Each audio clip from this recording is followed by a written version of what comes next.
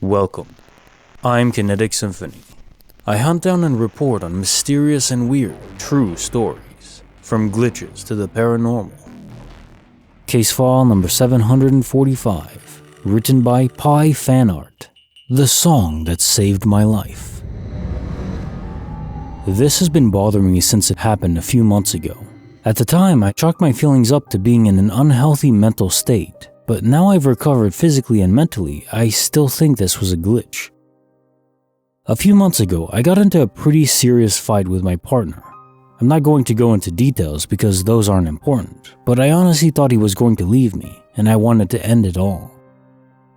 I went to work like normal, but wasn't feeling good. Hadn't eaten that morning, barely slept, and was reeling from the fight the past couple days. So I left work early. I didn't want to go home, so I drove around town for a while, trying to find a reason to go on living.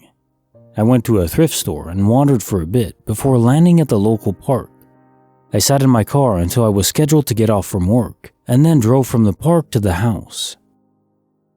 When I got to the house, the fight continued. After about an hour, I couldn't take any more, so I ran out the door, got in my car, and drove to the parking lot of the local grocery store. It was around midnight and the store had been closed for a couple hours. The only people in the parking lot were those getting gas at the station. Without getting graphic, I had a knife and the intent was there. I remember holding a rag to the injury so that my car didn't get dirty. Some time passed and an ambulance drove into the parking lot with sirens blaring. I was a bit panicked, thought someone had seen me, but they drove past my car. My rearview mirrors had been tilted upwards because the headlights of passing cars kept shining in my eyes, so I didn't see where they went. But when they passed my car, the sirens turned off. I ignored them and felt kinda sleepy. A few minutes later, the same thing happened. Another ambulance tore into the parking lot with sirens only to drive past my car. I rolled down my window to look and see what they were doing, only to discover that there were no ambulances in the parking lot. At that time, I figured that they probably drove around to the back of the building. Then, my car radio, which I had on in the background the whole time, played a song I had never heard before. Keep in mind, I have listened to the same radio station for over a decade now. They don't change up their songs very often. It's in the top 40, 80s, and 90s. There is nothing new to be added to the station. I listen to it because it's familiar, and I know all the songs they play by heart. But suddenly, it was playing something new. It jarred me enough that I stopped the bleeding because I wanted to hear it to the end. I was entranced. After it finished, I looked it up online, wondering if possibly a recently released song had been accidentally played. The song was Rio by Duran Duran, and it was the original cover, not a new release at all. At this point, I realized the bleeding had stopped, but when I looked at my arm, it was barely a scratch at all. I had clearly seen what I had done to myself and had the rags to prove it, yet the wound on my arm was much smaller. I drove home and went to bed, feeling put off by the whole thing. Ever since this happened, I keep hearing this song on the radio. The station has a list of songs that are in their playlist, and sure enough, that song is in the playlist and is listed as having been there for a long time. Yet, I've listened to this station most of my life and had never heard it before.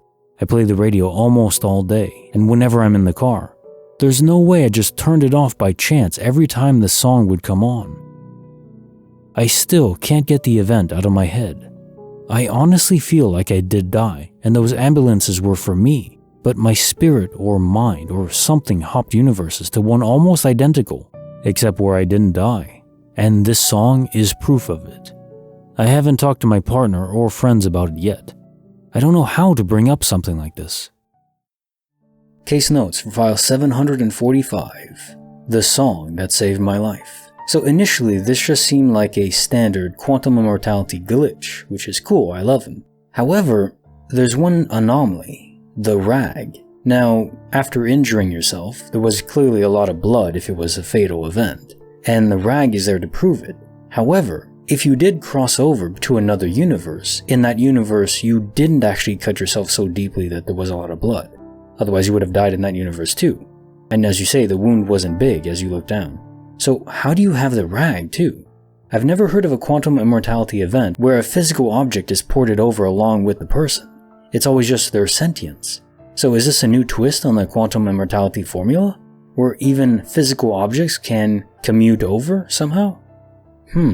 Or another option is that if there's no other universes adjacent to the one you're in, you still have to live, and to enable that, there's some sort of superhuman healing process involved that only happens in these deathly events. So in that universe you jumped to, you did actually fatally wound yourself, but the wound healed itself. So that would explain how the rag was still full of blood. Makes you wonder if, like, these universes we can cross over to, the pathways between them are more precisely defined, almost like a highway system. Next exit is the universe right over, and you have to go to that one no matter what. So there's processes involved to ensure that you can. Very interesting. Case file number 746, written by Kraken of Beverly Road.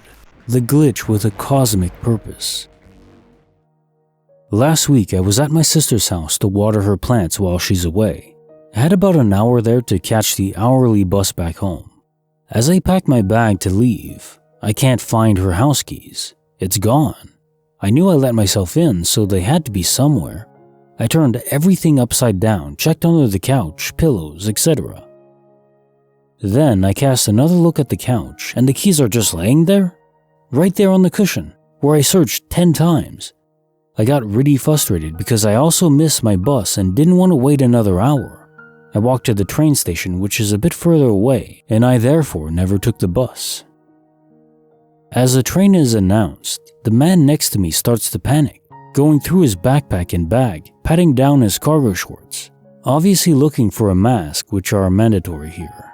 I remembered I had a spare mask and offered it to him as the train rolled in, and he looked at me so relieved and thanked me 100 times, saying I saved him since he has to travel across half the country now and can't miss his connections. My frustration was completely gone by that point. I truly think the key glitched by disappearing long enough for me to miss the bus to be at the train station to offer that guy a mask at exactly the right time. He seemed really grateful, and maybe for some cosmic reason, he couldn't miss the train. Case notes for file 746. The glitch with a cosmic purpose. I do think when objects go missing, unless they're just actually misplaced, which obviously does happen too, but if they're actually physically missing from the universe, they're out of phase with it, with this dimension. There's actually videos on YouTube that you can look up. They show how four-dimensional objects would appear to us in certain flat perspectives, comparing it to a two-dimensional object from our perspective. It's very illuminating to understand, if an object is in a higher dimension, it would appear by all intents and purposes as not existing to us. Or at least in some cases it would, but it wouldn't make geometric sense, because we're not able to see the entire perspective of the object. Now, if an object is converted to a higher plane like that, and then moved over, we wouldn't be able to interact with it and would seemingly just go missing. Now, there is a good question here.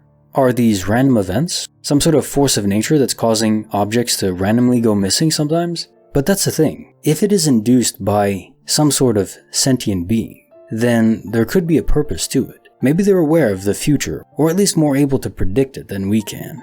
And because of this, they realize there are certain events that, if they happen, would benefit most of us, most of society, or at least individuals it's happening to. Could it be that some entity made your keys disappear for a moment, just so you'd miss the bus and choose to go to the train to help this person? Maybe they had to get to a meeting that has world-level consequences involved. And it's important to realize just how even the tiniest of events, like a butterfly flapping its wings in Brazil, causing a hurricane in Florida, that's the butterfly effect. And I think it's a beautiful thought, and absolutely true. There's so many variables in life that even the smallest choices we make can have monumental consequences down the road. And in fact, this is the best strategy to change your own life. If you want to improve your life, don't try to brute force it instantly. That just doesn't work. Take small steps. Like for me, for instance, I wanted to lose some weight, so what did I decide to do? I just decided to go for a walk, 1 mile every day. And then eventually I increased that to 2 and 3. And now I'm up to 6 miles every single day, and I feel great. But if I had just tried to start right at 6 miles from the beginning, I probably would never have stuck with it. So make small changes, small choices, and then build upon them. Form habits first. That's the best advice I can give to improve your life. Start small, start slow, but be consistent.